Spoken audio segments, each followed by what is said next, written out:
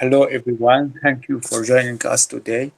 This is Mohammed Yusri, Digital Development Manager at Attaqa. I'm based in Cairo, Egypt. Now, I will turn the microphone to our amazing moderator, Sohaib Abbas. Hello, Sohaib. You can go on. Absolutely. So just to, Yusri gave a quick intro about himself. He's a director of development of social media at Attaqa. Attaqa is a agency that covers energy news globally in Arabic. Sorry, Sohaib, you are cutting off. Okay. All right. Can you hear me? Am I cutting off now, or is it I better? hear you. It just you've been kind of the sound is really fuzzy. Got it. Okay. Is it better now? Yes. Okay, wonderful. Okay, so where we left off is I was just saying that Yusri is the director at Attaqa of development and social media. So right now, what we're going to do is we're just going to start with the program underway here. We're going to start off with a couple of critical questions. We're going to go about for an hour and a half here, and we're going to start off with the presentation, and then we're going to accept questions right after. So what we're going to do at this point in time is we're going to start with the general comments on what Biden administration could do in the short run before the November elections. So, Dr. Anas, if we can start with that, and then we'll proceed with the questions that we currently have on the agenda. Thank you. You're welcome. Thank you very much, Sohaib, and thank you, Muhammad Yusri. And I welcome you all into this space. And what can the Biden administration do? What can President Biden do, especially before the election? And not much. Not much can be done in any way you look at it, whether on the crude side or the product side. President Biden tried everything possible. He asked U.S. oil producers to increase production. He asked OPEC members. He asked Saudi Arabia to increase production. He asked refiners to increase utilization. All failed. He also blamed, at the beginning, he blamed COVID, then he blamed Putin, then he blamed OPEC, then he blamed Saudi Arabia, then he blamed big oil. Now he is blaming gas stations. He never blamed himself or his energy secretary or any of their policies. But luckily for him, things are working out in his favor at this stage. High oil prices are slowing demand. Probably we are already in the midst of a recession, and that is going to lower demand, or at least lower demand growth. But even if you look at the numbers, the crude oil market is not that tight as some people think or they are claiming. Would you mind putting, Sohaib, would you mind putting that slide, the first one, in the nest? I tweeted both of them earlier.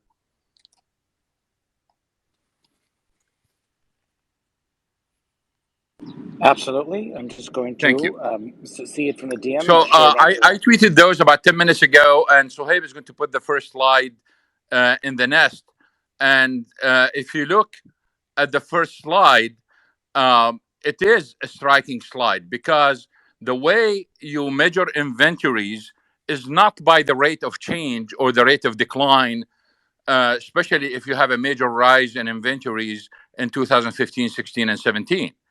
The right way of doing it, of course, there are more methodical ways and more academic ways of doing it, but the common way is to look at the forward cover. Will you put the other one? This is the second one, please. The other one next to it. Will do. Will do. Okay, thanks. So if you look at this slide, I'm just going to wait a minute until it shows up in the nest. If you look at this slide, it is OECD crude inventories forward cover of consumption. What that means is we have to normalize the inventories by looking at the forward consumption and dividing the inventories by the rate of consumption. And if you do that, we look at OECD, and that the chart right now is in the nest, and look at the green line. We are now where we were historically. That means inventories are not that low. Look at the green line, look at the end of it, and look at the past. This is not, and if you add to it other things, I said there are other academic ways of doing it. If you add to it the fact that since 2010 until now, the US added 8 million barrels a day in its backyard, then you know that the market is not that tight as some people are trying to convey. The other issue is look at the orange line. That's the Brent price, and you can see that where we are right now is where we between 2012 and 2014, which indicates that probably that's the range where we are supposed to be anyway, given the this variable and others. And therefore, this idea that prices should be higher given the current circumstances is a complete nonsense. This brings me to the point of JP Morgan and others when they are talking about $380. These are scenarios. And I would like to emphasize this point over and over. These are not expectations. These are not forecasts. This is, we can sit down now, many of you who never have any experience in the oil industry, we can sit down and make scenarios. And let's say, okay, what will happen if the Suez Canal is closed tomorrow? What will happen if we lose the Saudi production and the Emirati production tomorrow? What will happen if no oil is going to go through the Hormuz Strait? What if we lose the Iraqi oil? What if? That's what it is, really. But the media loves those stories, and therefore they are headlines. But what are the true forecasts? What is the real work? Those who wants to do real work that with elasticities. And if you do it with elasticities the right way, you know this scenario cannot happen, even if we lose the Russian oil. Why? Because of the major destruction we are going to see in the world economy and demand. So it is just a scenario in this case. And if you look at this chart that I just showed you, and you look at the second chart, will you post the second chart that you posted earlier, please? There are two charts next to each other. They are exactly the same. This is showing the relationship or the correlation between days of cover and Brent prices. And if you look at those charts, again, if you cannot see them in the nest, you can see them in my Twitter account. They are the last thing I tweeted. If you look at those, you find the strong correlation between Brent prices and days of cover.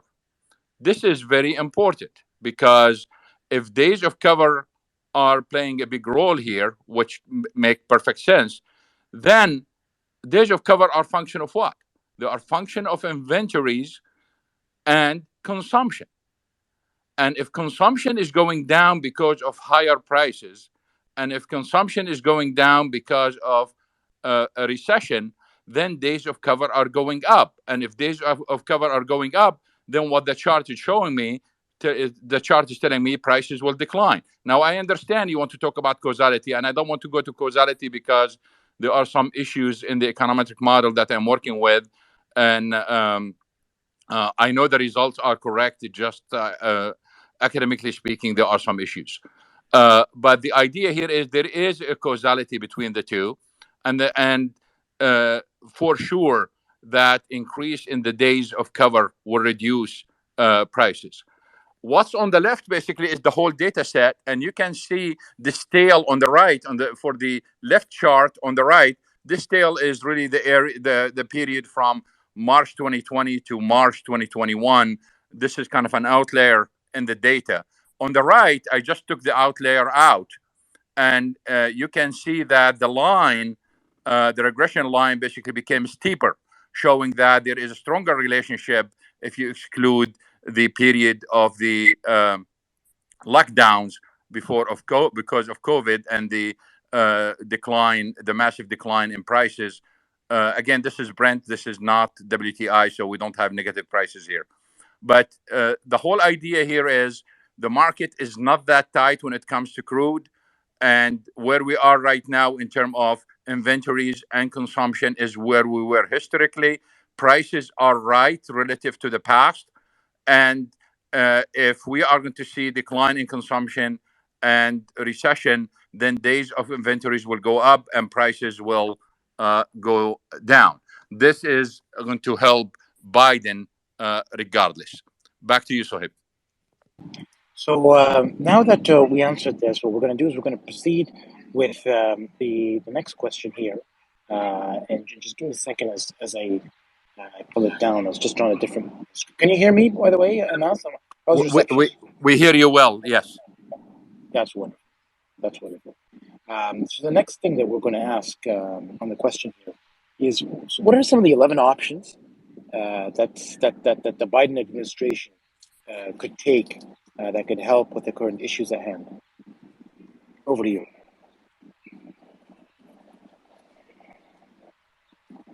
Hello? Hello? Yes, thank you. I would like to remind everyone to retweet the link to this space so more people can benefit from it. And I would like to remind the audience that we will have questions and comments at the end of the presentation today. So there is no need to make any request at this stage. Yes, there are, Sohaib, there are 11 choices before the Biden administration. I'm going to go over them quickly and then I'm going to discuss each one of them. The first choice is to literally restrict gasoline and diesel exports. That's either partial restriction or full restriction.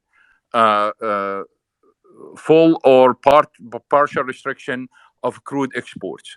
Suspension of environmental regulations temporarily so refiners can produce more gasoline and diesel. Suspend the federal fuel tax, remove sanctions on Iran and Venezuela, resurrect relations with Saudi Arabia. Again, we'll discuss all of those in details. Withdraw more oil from the SPR, make changes to the Jones Act or give some waivers. Talk to China and India so they can export more products. Number 10, put oil price cap, which is kind of a form of price control, literally. So the idea here is whatever the EU is trying to do to Russia, the Biden administration can do it to Americans by specifying a certain price. We've done that in the 70s. We went through it, and we will go through the details of it once we reach that. And the last option, basically, I know this is kind of politically hard for some people to fathom and understand and accept. But the last one is lockdowns, and China did it, and lockdowns worked. But let's go over those one by one. Let's start with the first and the most common one, which is restrict crude oil exports. As you all know, U.S. crude, U.S. produced crude, was banned from being exported since 1974. And there was no problem with it. It's been renewed every year automatically, simply because U.S. oil production was declining, and there was no problem with that at all until the shale revolution.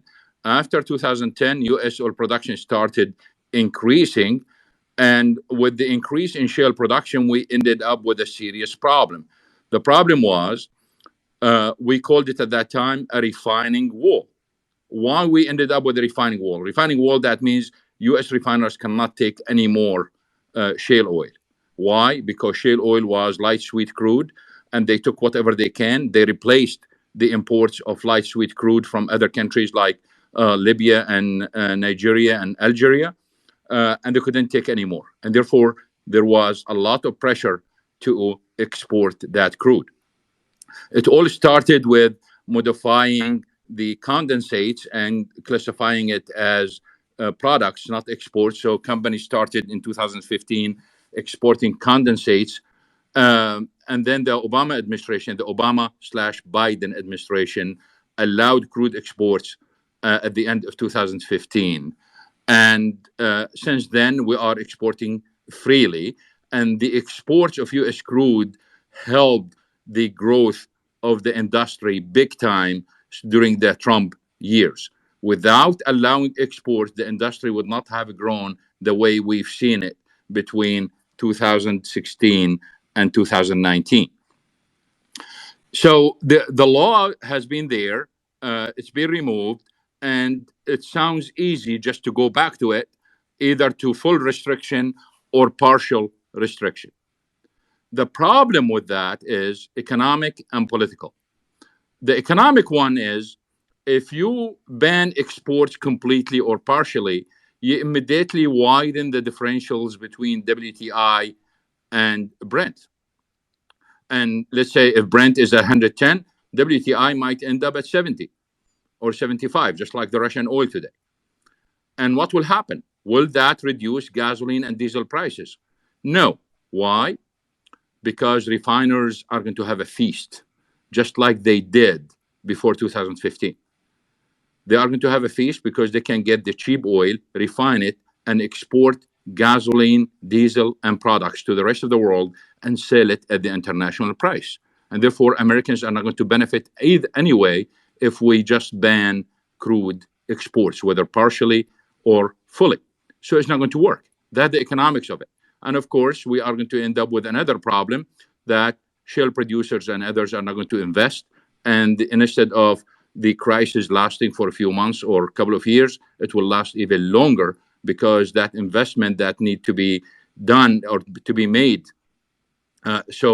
production, at least, I'm not talking about increase, at least to maintain production at its current levels, because of the high decline rates, you need major investment. And if you're not going to have it, then U.S. oil production will start decreasing. And as a result, U.S. imports will increase, and U.S. dependence on foreign oil imports will increase. U.S. dependence on the Middle East will increase. Those who do not like Saudi Arabia or the Arab world, well, guess what? The dependence of the U.S. on Saudi Arabia and the rest of the Middle Eastern countries is going to increase as a result of this ban. So it's not going to work in terms of economics, and it's not going to work in terms of politics either, because of these issues. Of course, there are more to the story than just what I mentioned, but we don't have enough time to go over the tiny details of this. The second option is to restrict gasoline and diesel exports. That sounds really sexy and good, because you think immediately will reduce gasoline and diesel prices. Yes, this might happen for a few days until refiners start cutting utilization. Why? Because they are not making much money. And therefore, they start cutting utilization, and we end up with a situation where it's better just to ship more crude overseas while refiners are producing less. That will lead to a crisis in the United States. Gasoline prices will go up, diesel prices will go up, and guess what? What was the original objective? The original objective was to lower gasoline and diesel prices. But now they are going up, and all of a sudden we start importing more gasoline from overseas while we were exporting gasoline before that. So this is not going to work either. What about the combination of both? Which is the number one, number two. What about the combination of both, where we ban both? Well, that's going to be better than each one individually in terms of impact on prices. But if you look at the midterm and long term, it's a disaster for the U.S. oil industry, because investment is going to decline sharply as a result of this, and therefore the U.S. will be more dependent on foreign imports of crude and products at the same time. If we look at it from another point of view, why it's politically is not acceptable, simply because where are the shortages right now? The shortages are in Europe. Biden is really worried about Europe. Why? Because the objective of Biden is to split the EU. And the objective of Biden is to prevent Putin from splitting the EU. And how Putin is going to split the EU? Well, he's going to split it if they end up with major energy shortages and people start dying either from heat or cold. Then politicians of those countries are going to deal with Putin. They are going to resurrect relationships whether under the table or above the table with Putin. So he can split the EU. So what is the job of Biden is to supply them with oil and gas as much as he can at the expense of Americans, at the expense of the convenience of the American public, simply to prevent Putin from splitting the EU. And therefore, restricting exports of crude or restricting the exports of gasoline and diesel is not going to fit with the political objectives. So the number one choice, which is restricting exports of crude, is not going to work. The number two choice, restricting gasoline and diesel, is not going to work. And having both of them together is not going to work. The third one, the third policy is to suspend environmental regulations temporarily. The administration already relaxed some of those, but they were not enough. People do not realize, I'm going to mention a very important point here. People do not realize that the oil industry, the oil companies, the refiners do not want to go back on their environmental achievements.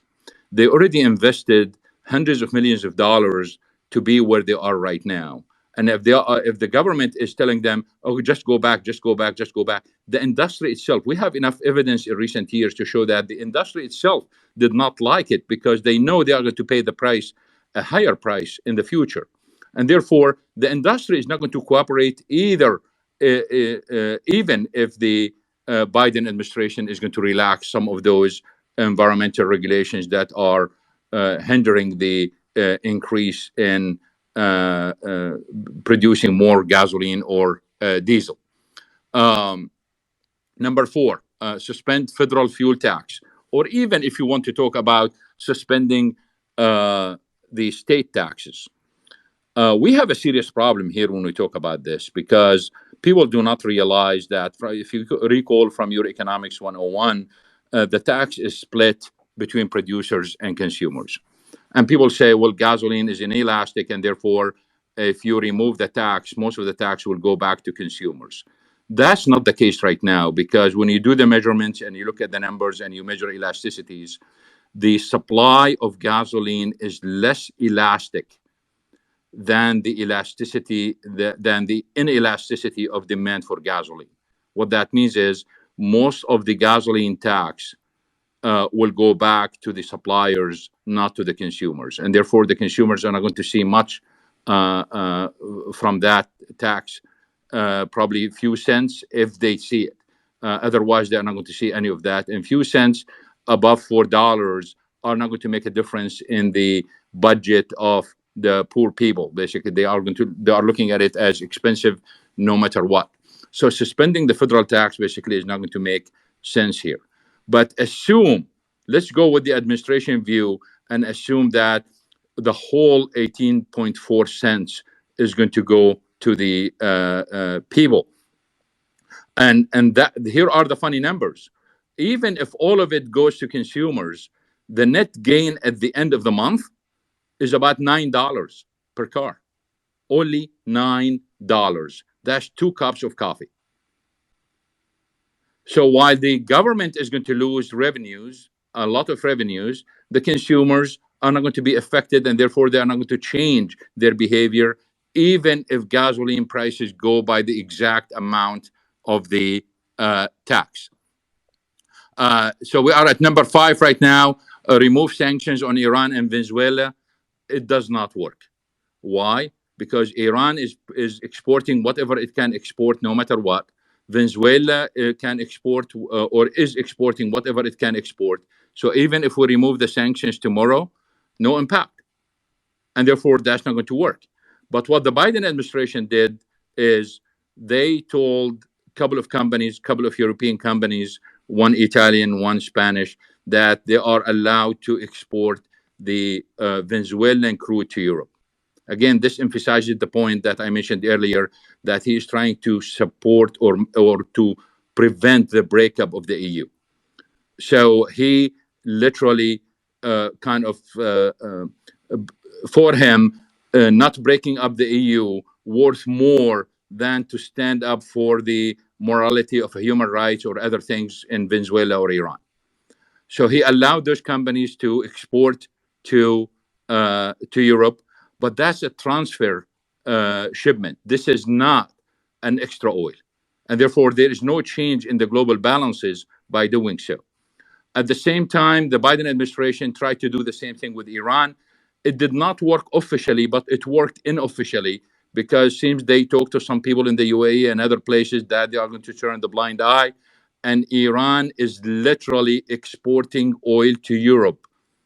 And everyone sees that, and no one is talking about it. Despite all the sanctions, Iran is exporting oil to Europe. But again, that is a transfer shipment that should have gone to Asia, now is going to Europe. This is not extra oil. So this is not an option in this case. The sixth option is to resurrect relations with Saudi Arabia. As you all know, President Biden is scheduled to visit Saudi Arabia on the 15th and 16th of July. So we are very close to it. As you've seen in his press conferences, he insisted that he's going to an international conference, and he insisted that he's doing this because of Israel, etc. Um, the trip is, as I mentioned before several times, it's not about oil. There are more issues, more important issues to the Saudis and to the White House and to the State Department than just oil. You have the Yemeni file, you have the Iranian file, you have the Iraqi file, the Lebanese file, you have the peace with Israel, you have the normalization, of course, of relations with Israel. You have the issues related to the two islands that Egypt gave back to Saudi Arabia. These were Saudi islands being given to Egypt, and Egypt give them back. But the problem is they were included in the treaty, in the 1979 treaty, the peace treaty that the Carter administration administered between Egypt and Israel. And therefore, there are still some issues need to be ironed out. So there are really some big issues. Oil is not going to be an issue. I think this is my own view, that the Saudis will try to put oil as a side issue. The Biden administration will try to do the same, simply because they already know the answer. They know that they are not going to get enough oil, and therefore there is no reason to waste any political capital on it. For the Saudis, again, this is my view. I think what they are going to do is they are going to show their green credentials. They are going to talk about climate change. They are going to show what they've been doing toward carbon neutrality. They are going to show NEOM. They are going to show their hydrogen projects, etc. I think that their objective is to make Kerry happy, and I think he will. But oil is going to be a secondary issue. However, we should not discount the fact that although the Saudis are not going to respond to Biden in the way he wants, it is possible that they are going to increase production in the fourth quarter for a simple reason. Simply because all the production increases that we've seen recently, most of them are gone to domestic consumption for power generation because of the massive demand for cooling in the summer. That will end probably around the mid of September or toward the end of September. And therefore, they are going to have this extra oil, probably up to 400,000 barrels a day. That's free. That's being produced already. And part of the production, all they got to do, just transfer that or switch that from the domestic consumption to the foreign to exports. And they can do that. So it is possible that they can promise Biden that they are going to increase production, or literally, I'm going to change my word here. They are going to tell Biden that they are going to increase supply. Notice that they are not going to say production, they are going to say supply. And I think they are going to fulfill that by increasing their supplies, by switching the production from domestic consumption to foreign exports. So the Saudi policy is not going to yield results unless the Saudis do this diversion toward the fourth quarter. And that's going to be a large amount if you really look at it, because adding 400,000 barrels a day just from Saudi Arabia is going to make a difference. Here, I would like to make a point I'm going to talk about the strategic petroleum reserves. And please link this issue, the Saudi issue, to the strategic petroleum reserves, because think about it in terms of something above something. So what that means is the other policy right now, we already know that the Biden administration released or decided to release 180 million barrels a day for 6 months, which is about a million barrels a day. And they've been doing it. We've seen 6-7 million barrels every week being withdrawn from the SPR. Will the administration resort to further withdrawals above that if needed? Probably. uh, there are really no rules to how much they can withdraw from the SPR. Some people thought there were rules, but really these are kind of very kind of unclear rules and what is the minimum that is required. But they can add above the 180, they can add 100 million easily above that and extend it. So that choice is there. The only issue is we have to understand the following. Since the Biden administration started using the SPR, the idea of 150 oil is gone. What that means is the way they released this oil, they did it in the right way, in the right amount, and therefore it has tremendous impact. But where the impact is by preventing prices from going to 150 or higher. So we did not kind of see the impact. People always focus on the decline in prices rather than what prices would be if we don't have the SPR. So the impact is large, is really huge, but it's not enough to reduce prices below 100. What we need is, and that's where the role of Saudi Arabia and OPEC plays right now. If the Saudis and OPEC increase production above what's being released, and this is going to be building up, we might see prices declining below 100 in this case. Or if the Biden administration decides to increase the withdrawal to 1.5 million, for example, or 2 million, we are going to see prices declining below 100.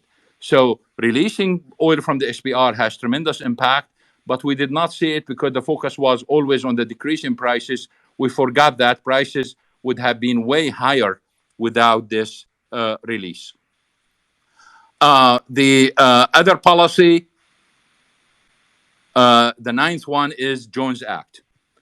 Jones Act is an old law that was designed to protect the security of the country and protect the shipping industry, where it prevents foreign ships from moving products between U.S. ports. That's the original of it.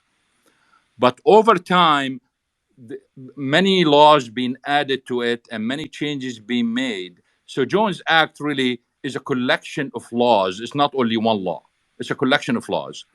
And there were always waivers in extreme cases, in emergency cases, etc.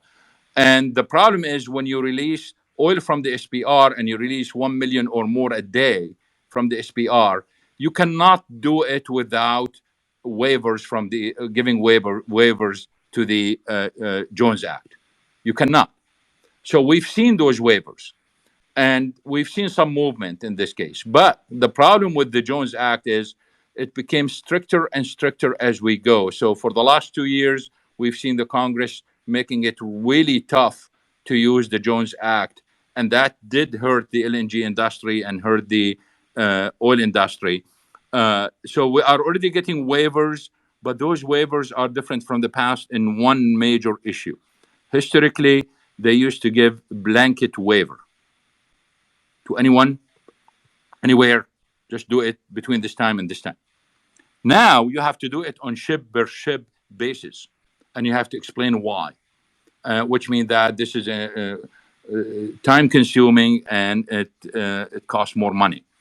So there are some tighter restrictions that's hindering those efforts. But even if the Biden administration relaxes the Jones Act completely, the shipping industry is against it, against any relaxation of the Jones Act. And they have a very strong lobby in Washington. And their arguments, they already have done some studies. And if you look at their studies, their argument that removing the or giving waivers to the Jones Act will lower gasoline consumption, will lower gasoline prices by like 1 cent or 2 cents, which is not worth it in their view. So there are all kinds of views about the Jones Act, but it is very clear from the literature that the impact is limited. It might have a regional impact, which means that if there is a crisis in a certain region and there are shortages, probably it will solve those shortages quickly in that region, but not nationwide. The other choice is to ask China and India to increase their exports of gasoline and diesel. As you all know, the Chinese government decided to ban exports of certain products, and they already kind of cut the ability of the teapot refineries to do so. Now things are changing. Teapot refineries are importing the Russian oil, and seems that their exports will start going up, especially when after the lockdown. India already kind of instituted some regulations to ban the exports, and 2 days ago they instituted excise taxes on exports, which means that it made it very expensive for Chinese companies, for Indian companies to export products. And the idea here is they wanted to keep products within India. They don't want to see shortages. But if you look at the fine print, there are many exemptions, and I can guarantee you that the Indian oil companies are going to export that gasoline and diesel no matter what, because of those exemptions. There are many loopholes in them, and even if they have to pay the tax, they can still make money out of the exports. So the Biden administration here can encourage China and India to increase their exports of diesel and gasoline, and that will definitely lower their prices. There is only one problem: that gasoline and diesel is coming from Russian oil, and therefore politically is not acceptable. But anyway, as you heard me before, we are already seeing these products in Europe and the United States, no matter what, but not in large quantities. But if the Biden administration wants really to lower gasoline and diesel prices, they can literally kind of have some dialogue with China and India. The only problem is, again, is political, that those products are coming from Russian oil. Number 10 is literally to do what we did in the United States in the 70s, just cap prices by presidential order or by the Congress or any. There are many ways of doing it where they can say, look, the maximum gasoline price in the United States is $2.80 per gallon, and the maximum price of oil, let's say, is $80. They've done it before. They've done it in the 70s. It was a big mess. It was extremely costly. It caused so many problems in the United States. Just to give you one idea so you can laugh, because I know this has been really kind of a dry presentation, but to tell you something you can laugh about. Imagine this. They created a system where the states that do not have oil, they have to import the international oil, and they can import that oil at $12 at that time. So a state like New York or Massachusetts can get the oil at $12, while states like Texas and Oklahoma and Louisiana can sell it at $3. That's what they called at that time the old oil. So we had two-tier pricing: $3 and $12. $12 for the international one, $3 for the old oil that's been drilled before a certain date, and then there is different pricing mechanism for oil that's been drilled after that date. So a Kuwaiti ship will come into New York and load its oil at $12, literally, and they can get the fuel for the ship at $3. This is just one of the hilarious things that happened at that time. The same people who were selling you the oil at 12, they were buying it again at $3 because of this system. So this is a very destructive system. But look, some people in the Democratic Party are talking about it. It's a pure communist, socialist idea. And I cannot discount it because things are going crazy. But among all the choices I mentioned, I think this is far away from others. The last one is the lockdowns. We've seen it in China. We've seen how the lockdown work. You lock down the country for a week or two, you reduce consumption substantially, inventories go up, and everything is fine after that. Will they go for it before the elections? That's difficult. So the conclusion of all those 11 choices is that you can get it right on the economics, you cannot get it right on the politics. You can get it right on the politics, you cannot get it right on the economics. And it's really about trade offs. And all those 11 choices are extremely tough choices. And it's better for the government to just let the market as is without any of them and let people deal with high prices, reduce their consumption, let the producers increase their production as we go. It's way better than any of the choices that I mentioned. And again, everything I mentioned is almost headlines. If we go to the details, it's even worse than what I described. So back to you, Sohaib. Sure. So now that we've finished this question, we're going to proceed with the next question, and it's what's to expect. So right now, there's a lot of expectations being built up in Biden's visit to Saudi Arabia. So if we can discuss, you've previously hinted about it in the sense of saying that there's going to be distraction from the Saudi counterpart to focus on maybe the green alternative type stuff, and you've talked that the U.S. maybe their administration going into the visit may not have high expectations in terms of what they can get. So for the public, in your opinion, what do you think is the expectation that we can expect from Biden's visit to Saudi Arabia? Thanks. Yes. By the way, your voice was not that clear. I understood the question. The question is about what to expect from Biden visit to Saudi Arabia. Just thought to let you know, Sohaib, that your sound still kind of not that clear. First of all, we don't. I mean, to me, unless Biden is in Saudi Arabia, we cannot talk about the visit of Saudi Arabia. Literally, we need really to see it first, because the way Biden is speaking right now about his visit is not making his people happy, and it's not making the Saudis happy. And I'm really afraid that a slip of a tongue from him between now and the 15 is going to ruin the whole visit. I know some of you are going to laugh at this, but everything is possible at this stage. First of all, on the energy, I mean, everything we are talking about here is on the energy side. I don't want to delve into the political side of other issues like Yemen, Iran, Iraq, Syria, etc. On the energy side, I think they might end up signing a nuclear deal to build. Some U.S. companies will build reactors for nuclear power in Saudi Arabia.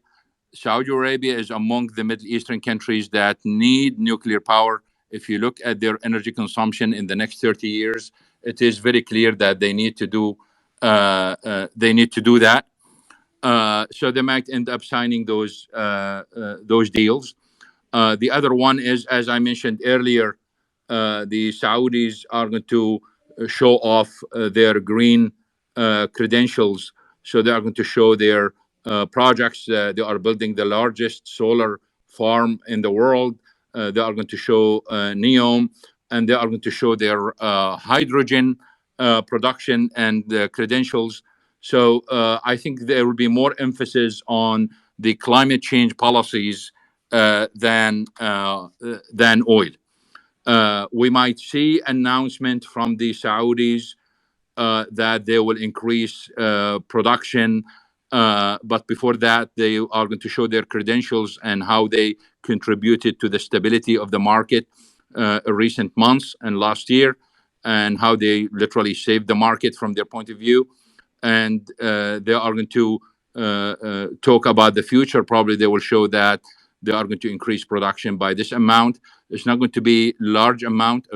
I'm repeating this mistake again. it's supply, it's not production. So they are going to talk about increasing supply. We will see what the amount is. So in terms of today's presentation on how can President Biden reduce oil and gasoline prices, the Saudi visit might have some impact if they decide to increase production in the fourth quarter. Back to you.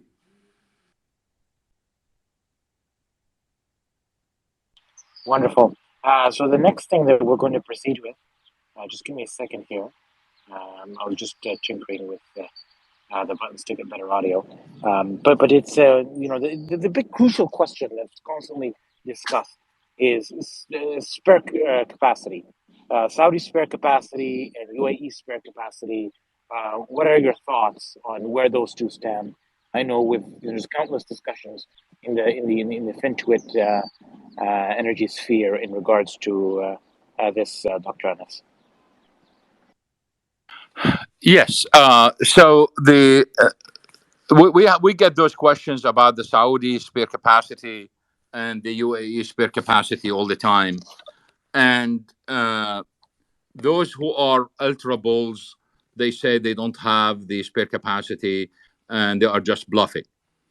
And the reality is, there is no reason for them to bluff. I mean, why they have to bluff? What are the reasons? There is no reason for them to bluff.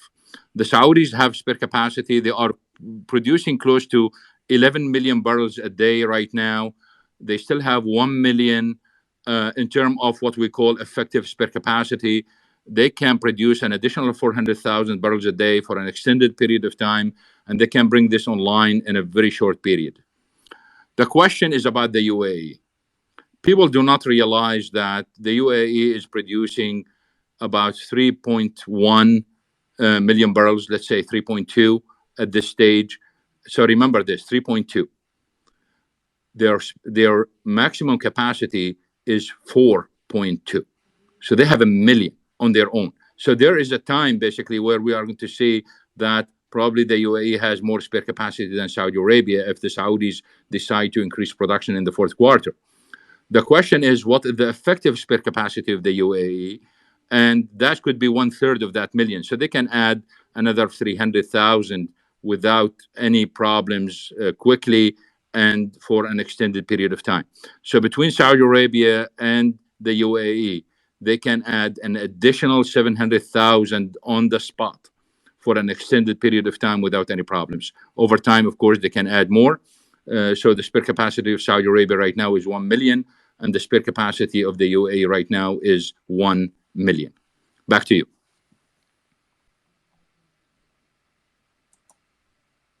So we have just a quick follow-up question of that. James, go ahead. Will you say that again, please? Can you hear me, Dr. Anas? I hear you, but kind of the sound is not that clear. Well, that's unfortunate for today, but we'll get it worked out for next time. But James, can you go ahead? You've had a follow-up question of this. Go ahead, James. Yeah, well, I have three. I'll make them brief because I need to go. But number one, you said, what is the interest of the Saudis and OPEC to claim that they have spare capacity when they don't? I mean, strategically, it's pretty obvious to me that if you're claiming that you can ramp up very quickly, the rest of the world won't be so eager to invest in big oil projects, and OPEC kind of keeps its power. That's the general obvious answer to me. But so strategically, it makes sense for them to say that. Whether it's true or not, you're saying it's not true. That remains to be seen, I suppose. But the question that I really have is, in the graphs that you posted, it's just OECD countries, and if you look at non-OECD countries, oil consumption, it's been increasing very rapidly over the last decade, 2 decades, really. And I think Mike posted that. Maybe that was going to be Mike's question as well. So number one, first question, why do you not include the non-OECD countries? Because it seems like they're the marginal barrel recently bidding it up with their growth. Yes, let me start with the second question. This is a very valid question. That's absolutely the case. But on the other side, we don't have the data. The markets are reacting to the quickest data that is available, which is the OECD data. The second one is we've seen the lockdown in China, so that kind of kills it on one side.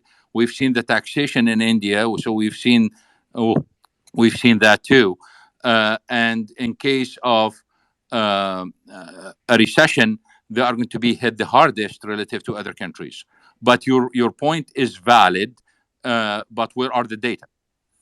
Regarding the first question, if you go back and look at all the statements by the ministers and the heads of the CEOs of ADNOC and Aramco, for the last for the last year, in almost every conference, they've been talking about the need for additional investment around the world. They've been begging for it. Just go back to the statements.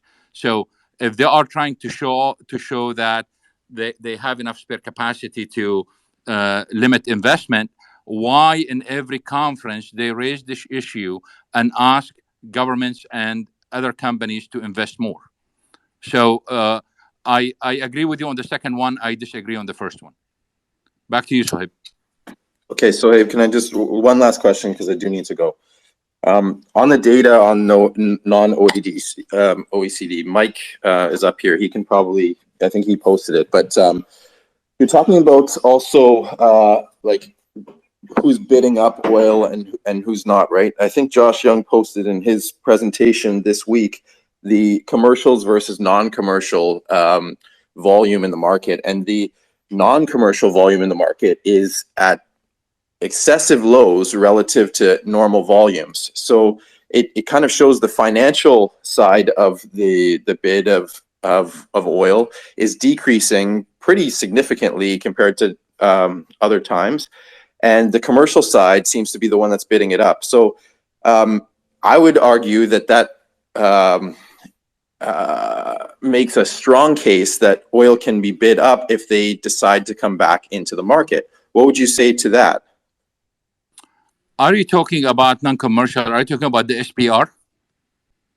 No, I'm talking about financial versus commercial interest in the oil contracts. Yeah, this is an old story. We've seen it so many times in the past.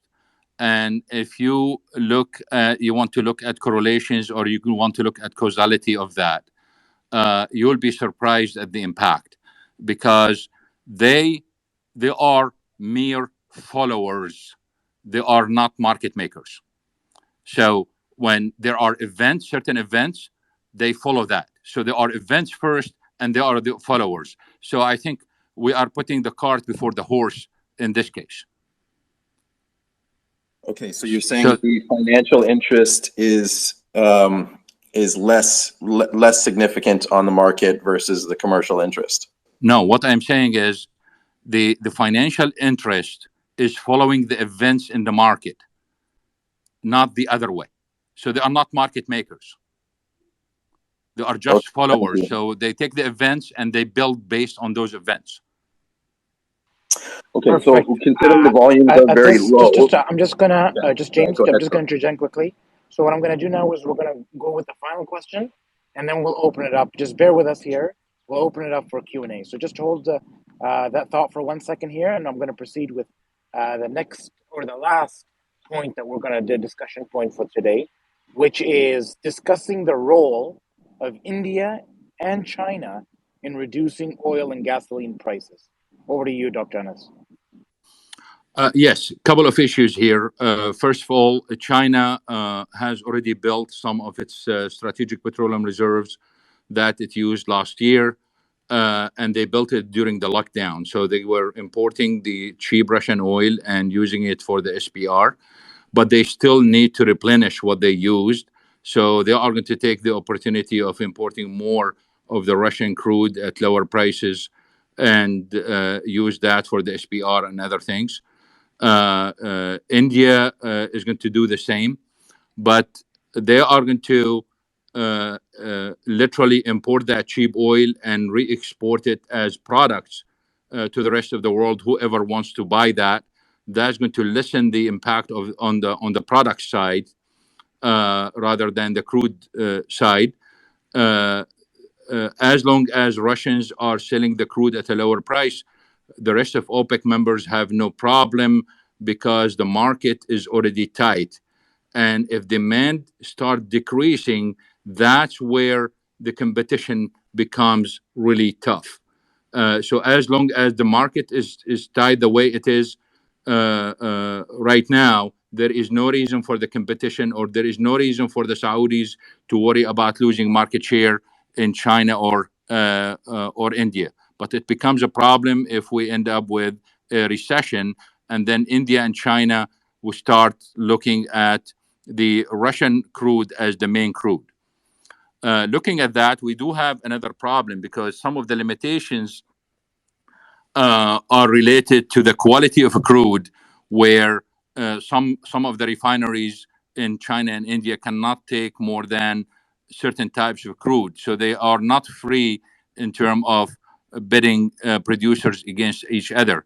There is a range they can bid prices against each other, but after that range, they have to buy that crude no matter what. But generally speaking, as long as they buy the cheap crude and sell it to the rest of the world into as products, they can help mitigate the impact of higher prices. If we end up with a recession, demand will decline, prices will decline, but the Chinese buying for the SPR is going to mitigate the impact and probably put a price floor, and that will help. Otherwise, if we have a free fall in oil prices, and I say if here, if we have free fall in oil prices, then the agreement of OPEC will kick in again, and OPEC Plus will come back and start cutting production again. But to go back to the main idea, that as long as India and China import their cheap Russian oil and export the products in large quantities, they can mitigate the impact of higher prices. Back to you.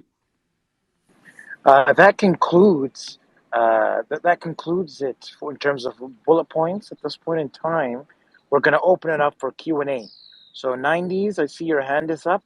Go ahead, 90s.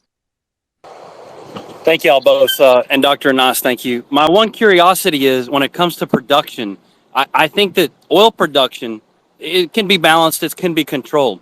But what about the product production? Are we going to see anyone move in to balance that market now that we've had that first blush with inflationary pricing of the gasoline and diesel market? Or is it something where geopolitics has to come in to hopefully exert some control out there to get India and China to start letting those products flow, so that we don't overbuild and waste capex in America, Europe, and other countries? I think the writing is already on the wall. The refining industry is moving east no matter what. The refining industry is moving out of Europe no matter what. So the writing is already on the wall. I don't think we are going to see any major increases in refining capacity in the United States and in Europe. But to go back to your original point, the problem we are having right now is on the other side. Those events we had in the last, 3 weeks so far, probably 4 weeks, 3 weeks, all those fires and explosions at gas facilities, technical issues. Yesterday we had problems with technical issues with the with gas supplies of Norway, which is one of the main suppliers to Europe right now. And today we have a fire at a refinery. It's very hard to take this as just a coincidence. There are too many of them happening at the same time. And if you look at the culprit in all of this and see who is going to benefit the most out of this, it's Putin. And the issue, whether the fire at the Norwegian refinery today or what happened with gas supplies, etc. Technically speaking, when you increase utilization, you end up with fires and technical problems. So the possibility of a technical issue and fire because of increased utilization is acceptable in the industry. This is kind of the norm. They know that you end up with crisis and you end up with problems when you increase utilization to the limits. But at the same time, the fact that we have too many problems within 3 weeks just raises the issue whether there is this kind of another war or a parallel war going on between Russia and Europe and the United States. So any increase in refining capacity is going to be mostly in Asia and mostly in the oil-producing countries. We are going to see some small refineries here and there, but these are small refineries like 50 to 80,000 barrels a day. Back to you, Sohaib. 90s, any follow-up to that? No, he's 100% correct, and that's why I asked about the first blush of with this the inflation of the products, because as you continue to keep your foot on the pedal, you keep utilization at 94 or above 90%. You're going to find volatility clearly in the pricing, especially with hurricane season occurring. This is exciting. Yeah. If you're at the downstream part, I'm sure Dr. Anas will say we have no idea what's fixing to happen on the Gulf Coast, and we are tight already. So cross your fingers. Alberta Garbage, you had a question. Go ahead, Alberta. Yeah, my question or commentary is around the recognition of strategic petroleum reserves no longer being strategic petroleum reserves. The Strategic Petroleum Reserve in the United States is no longer, and I don't know how anyone could ever argue that it is in fact a strategic petroleum reserve. It is an economic petroleum reserve. I appreciate that the law regulating its existence says that it is not to be used for economic purposes, but that doesn't matter because it is being used for economic purposes, and it's been made clear that that's about the only use it has anymore. So, with respect to inventories, people are looking at quote unquote commercial inventories and they're disregarding the SPR, which I think is blatantly incorrect in the new normal, in the new reality that we live in. In that reality, inventories are drawing at an unbelievable rate. And I think the market mostly recognizes it, but I think most people otherwise don't. Albert, I agree and disagree. First of all, I agree that the strategic petroleum reserves has a serious problem, and we need to requalify it, etc. But if you go back to the law and read the details of it, the economic issues are built in. I think what you are trying to say, you are talking about manipulation of prices, not the economic issues, because if you look at the laws and you look at the various mandates, the economic issues, not to cause economic harm, etc., this language is already there. But I think you are referring to manipulation of prices for political reasons, and I agree with you on that part. But on including the SPR in the you cannot have it both ways, because if building the SPR, that means increasing demand, is bullish. You cannot say that we are bullish building the SPR and we are bullish withdrawing oil from the SPR. The SPR, oil from the SPR is additional supply. And if you look at its impact, again, if you do the modeling and you look at prices should go to 100 to close to 150, given the circumstances we've been in, and we did not reach that level. Remember that people expected 150 even without the war. And that shows you the impact of the SPR. So if you want to talk about SPR and manipulation of prices, I agree with you. But the economic issues are already built into the law. And the use of SPR, if you really want to use the SPR in the calculations, then you have no choice for the model to work but to add the marketable spare capacity. You have to. And you have to add to it the increase in U.S. production to find out the true impact. Otherwise, the results are not correct. Back to you, sir. Alberta, if you had just a quick follow up to that. I mean, I don't think you can look at the SPR as supply. I think it's simply additional inventories. If it were supply, it would be something that could go on in some measure of perpetuity, and it can't. I see your point about you can't be bullish about drawing them and filling them. My personal opinion is they will never be refilled. The SPR is being drawn permanently, and that's fine. But it's still like it is commercial inventory now. It wasn't, a year or two ago. For 30 years it wasn't, but it is now commercial inventory, and now it is just, commercial inventory. With that in mind, commercial inventories are drawing at, I don't know, a million barrels a day minimum.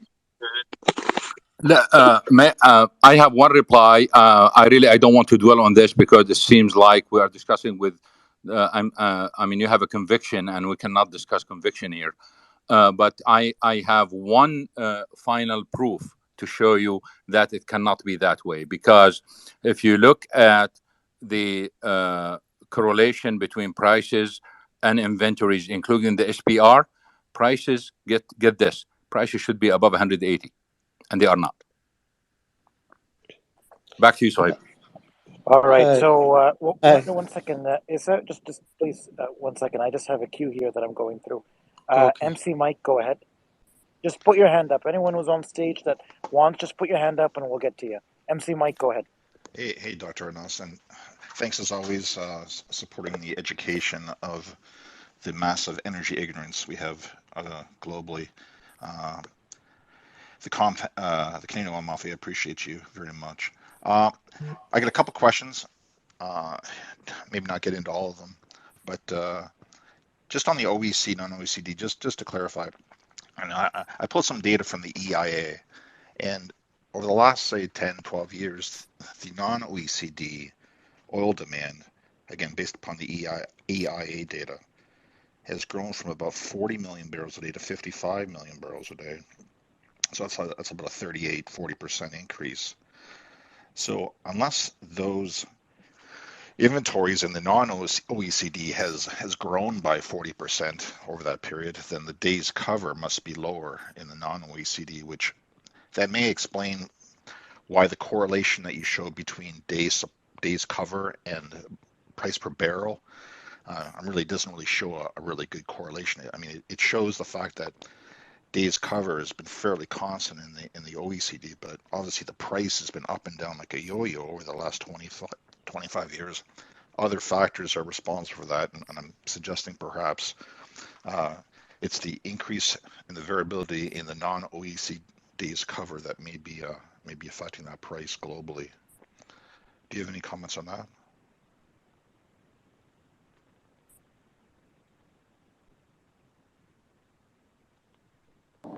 Dr. Anas, we can't hear you. Sorry, I forgot the mic. No, I agree with you on this, because otherwise the R square would have been 100% on this, but it's not. So where is the difference? The difference is somewhere else. But again, the issue here is, yes, it's non-OECD, it's China, India, others, etc. The problem is the market reacts to information. And it reacts to the information that is provided first and the more routine information. Where is that information? We get the information on weekly basis from the United States. We get the information on monthly basis for Europe. We have some monitoring companies, they do that. They provide some of that information. So even if we take your point completely, and it is a valid point, but even if we take it completely, the market is not going to react to the unknown. The market is going to react to the known. And what are the known? Basically is whatever we know about OECD in the short term and what we know about the other countries from monitoring agencies that are providing the information. Otherwise, if we have the data available, just like we have for OECD, we can really it will be nice and we can get better results than that. But if you go back and look at the first chart that I posted, regardless of everything, forget about the rest of the world. Just telling me that when we talk about Europe, and since they are part of OECD, they are not in that danger like some people are thinking, unless we have a major cutoff of supplies from Russia, and then that's a big problem. That's what JP Morgan basically is talking about. But what's unique about that chart is, if you look at its correlation to prices in the first chart, not in the actual correlations in the second chart, and you see that prices today in nominal terms are equivalent to the prices where that level of days of cover happened between 2010 and 2014. That I think we should raise a question mark on this and say, well, what is the lesson here? But once the data is there and the market start buying this data from buying, I mean, like taking the data from or believing it from China and India and other places, then it will be utilized, and that will be nice. Yeah, no, I see your point. I think the correlations are good, like the scatter plots that you showed on the second slide. I'm just looking at the first and just looking at the difference between the price and the days cover. I mean, typically the days cover is varying for the most part, other than COVID, by say 1 or 2 days cover, but the price has gone anywhere from extremely low to extremely high, like a massive amount. So I was trying to reconcile the huge variation in price with days cover, albeit your correlations show there is a decent correlation. So anyway, I'll tell you what, let's put that aside for a second. I've got another set of questions, and I'm just trying to piece through the next. I know you're very bullish longer term, and we can see that, like, globally longer term with underinvestment in long cycle oil, just generally speaking. And the overall growth of oil demand globally, there's definitely a huge bullish case for oil in the intermediate to longer term. And what I'm trying to do is I'm trying to sort through, say, the next 6 months, and maybe it can't be solved, but like I've got 5 or 6 kind of bullish factors and 5 or 6 bearish factors, and I'm trying to piece together which bullish factors are most important, and which bear factors are most important in terms of what's going to happen with oil over the next 6 months.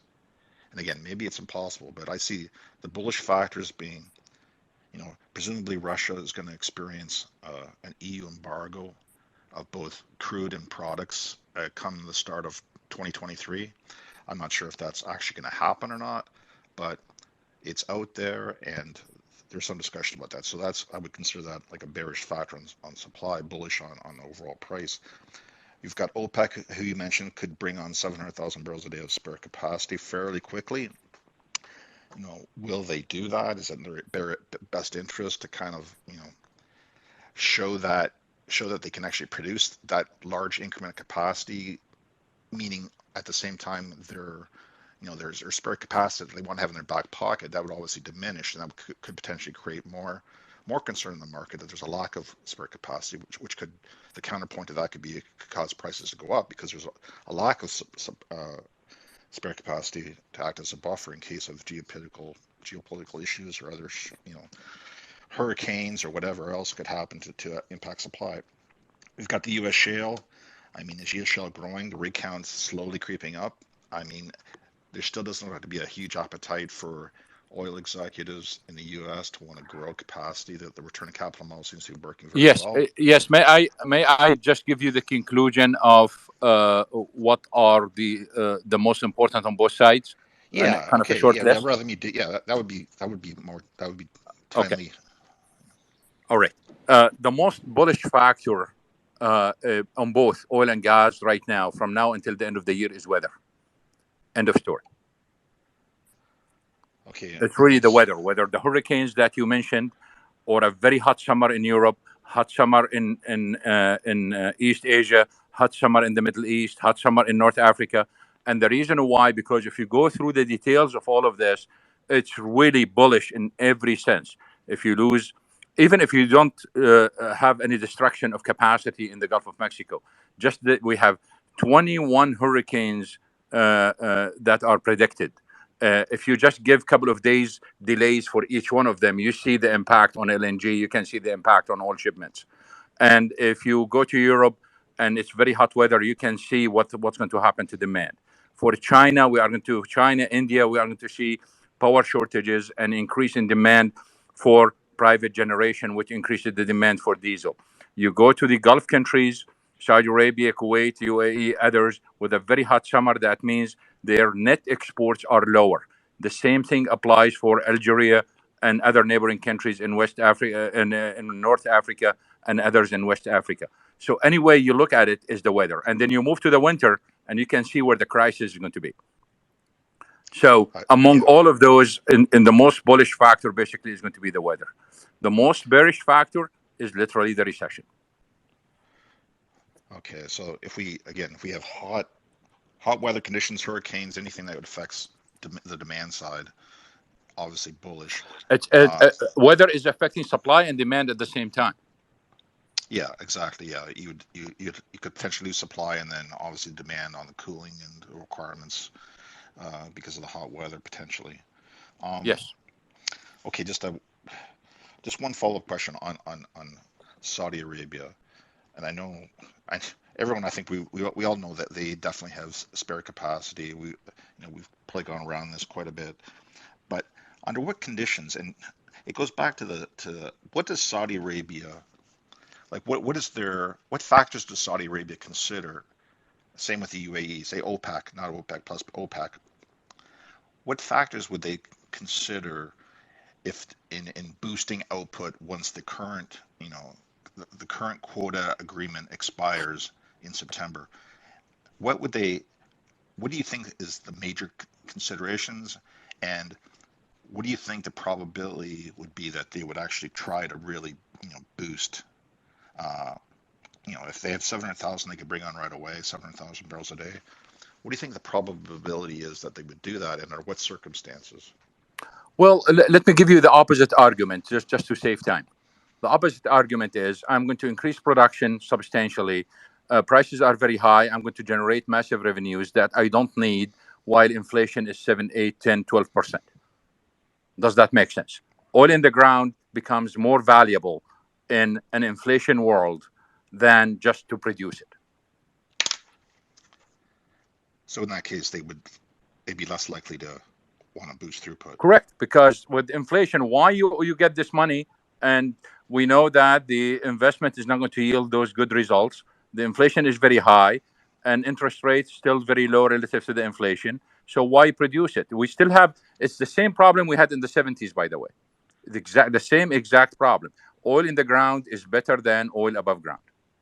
But wouldn't they take into consideration if inflation is remaining extremely high, that it might be in their best interest to try to, contribute to the reduction in global inflation by? No, not really, because they are going to look at, literally, they are trying to maximize the value of per barrel exported. And if the value of additional barrel is going to be lower, why produce it?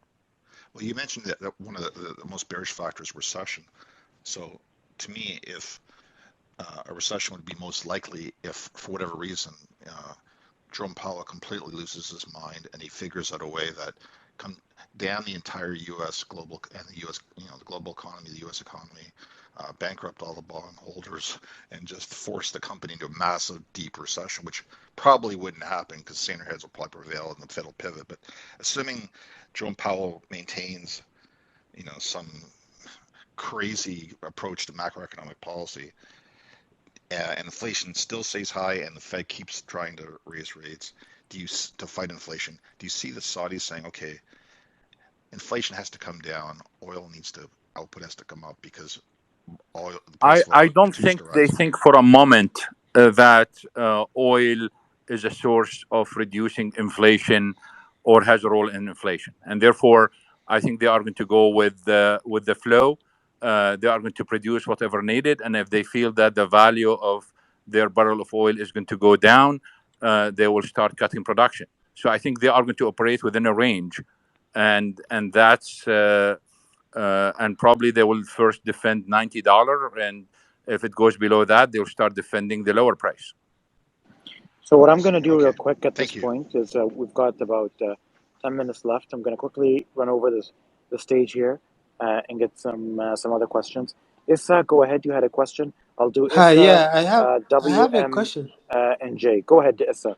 Yeah, my question is there any correlation between the climate change policies and the high prices of crude oil, especially the repurposing of refineries? Will you please repeat the question? Okay, I'm asking if there is any correlation between climate change policies and the high prices of crude we are experiencing. It is not a correlation. This is a causality that takes a long time, because with climate change policies, we've seen less investment, and until the impact of this less investment appears in the market, it takes about 2-3 years. So, Okay. Thank you. Thank you. all right, thank you. Bye. Back to you, Sohaib. All right. Yeah, wonderful. So what do we? WM Scott, go ahead. Dr. Nas, thank you very much for taking the question. Actually, I think Issa took part of my question, and that is that some of your analysis is contradictory to what investment firms are at least projecting about a loss of over $1 trillion in E&P over the past 7 or 8 years in the oil and gas industry, and due to pressures from environmentalism and also particularly ESG.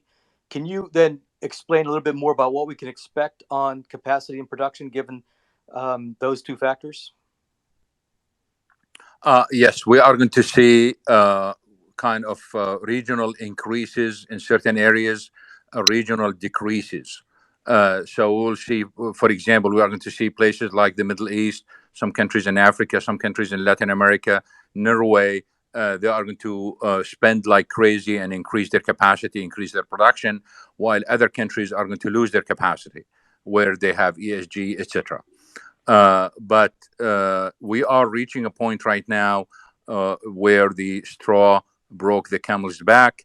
I think if we have a breakup of the EU in the summer in August because of natural gas supplies and because of other problems, we might see even some government resigning by the winter, etc. I think with this political chaos, we might see some changes. And that's why I would like to go back to my old statement that Putin unintentionally, without him realizing, he delayed climate change policies by at least 7 to 8 years.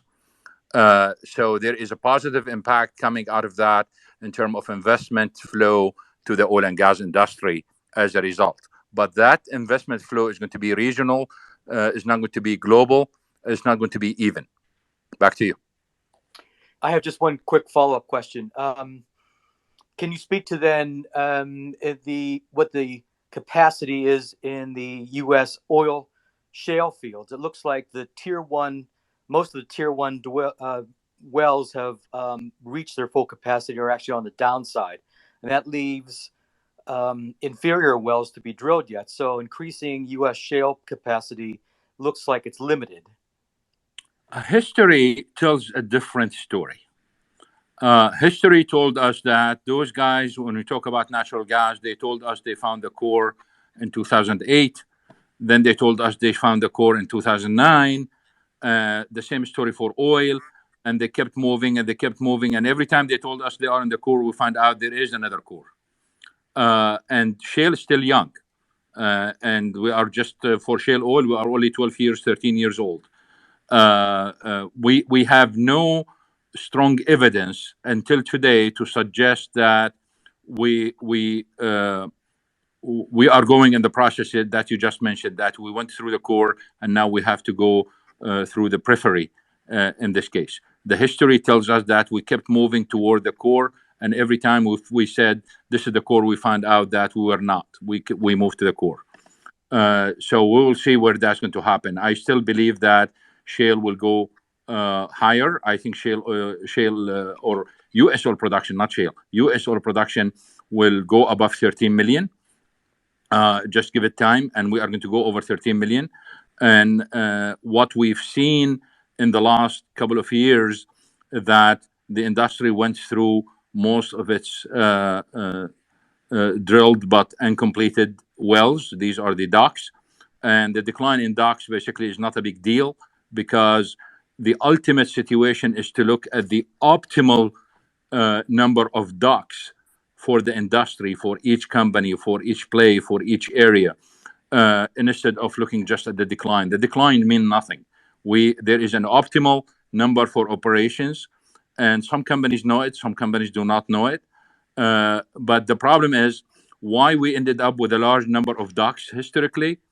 In my view, the reason why, because the price of NGLs got disconnected from oil completely, and therefore some of those wells were not as profitable at that time.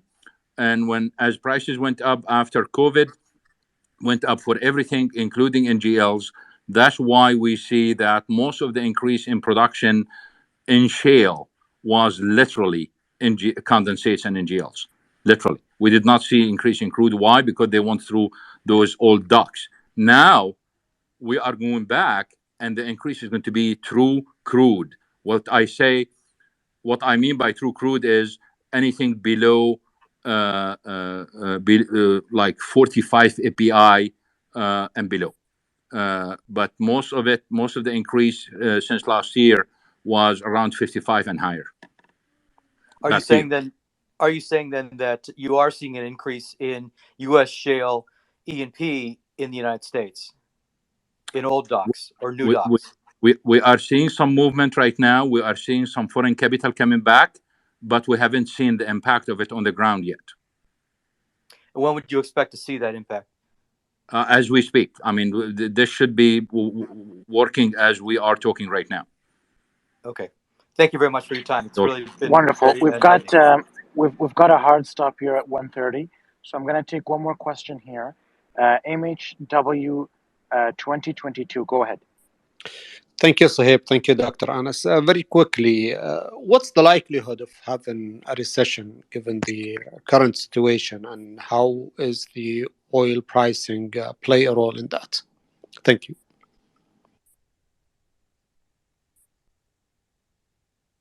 I would like to answer your question. I would like to call on Michael Green to answer this question, because he's more qualified to answer this question about the recession than me. Michael, please. Sohaib, will you ask Michael to come up? I've sent out the invitation. While we get him to answer it, we'll get to maybe. Then I'll speak for a couple of minutes until he comes up. Yeah, Michael's here. All right, Michael, please. Go ahead. Okay, I'm sorry. Could you repeat the question one more time? The question is, what is the probability of a recession? Yes. Yeah, I mean, so obviously the world is filled with the skeletal remains of those who have confidently predicted recessions, but everything that we're seeing says that we're already in a recession. We're seeing, a lot of people are referencing the Atlanta Fed now GDP calculations to suggest that we're there. It's unclear what's going to happen to, so we've likely got components of a technical recession requiring a 2-quarter decline in GDP. What we have not yet seen is a peak in industrial production, because we're continuing to work our way back from underproduction levels.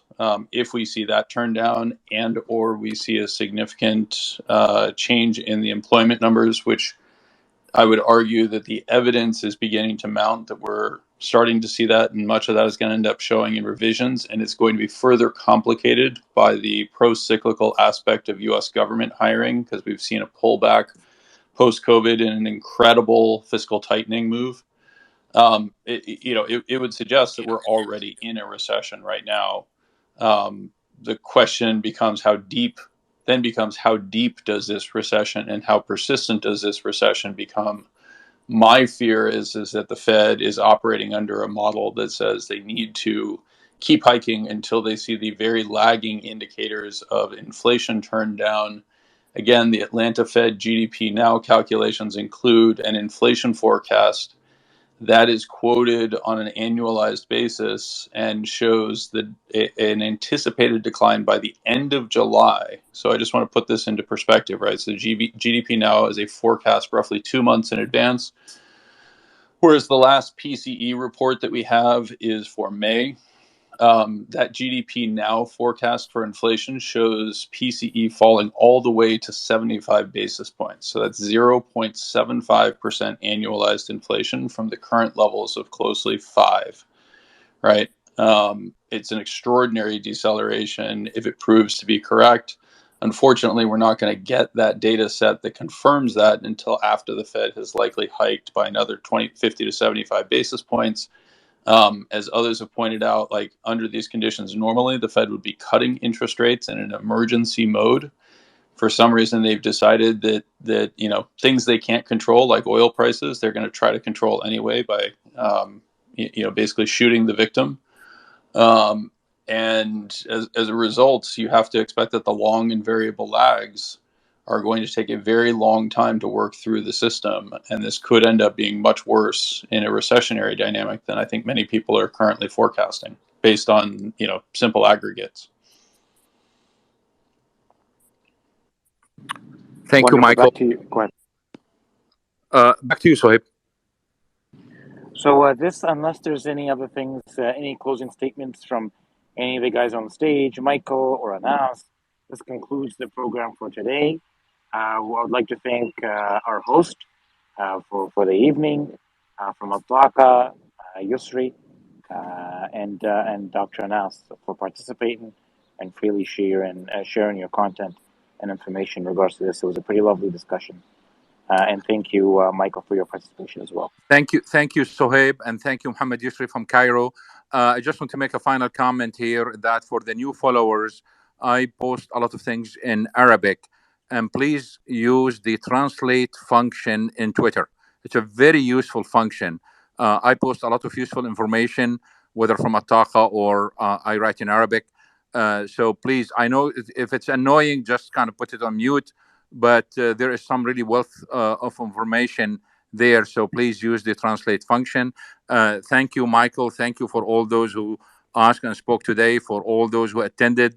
And thanks, special thanks to you, Sohaib. Absolutely. Always my pleasure. Everyone's got their own thoughts, their own ideas, their own opinions.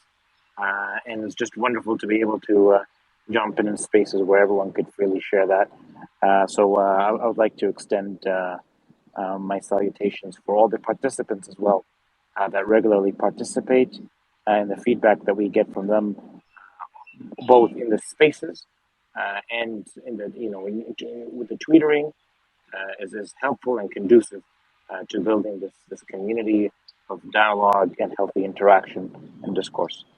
Thank you once again, everybody, and thank you once again, Dr. Anas, for regularly doing these. Much appreciated. Thank you. Bye-bye.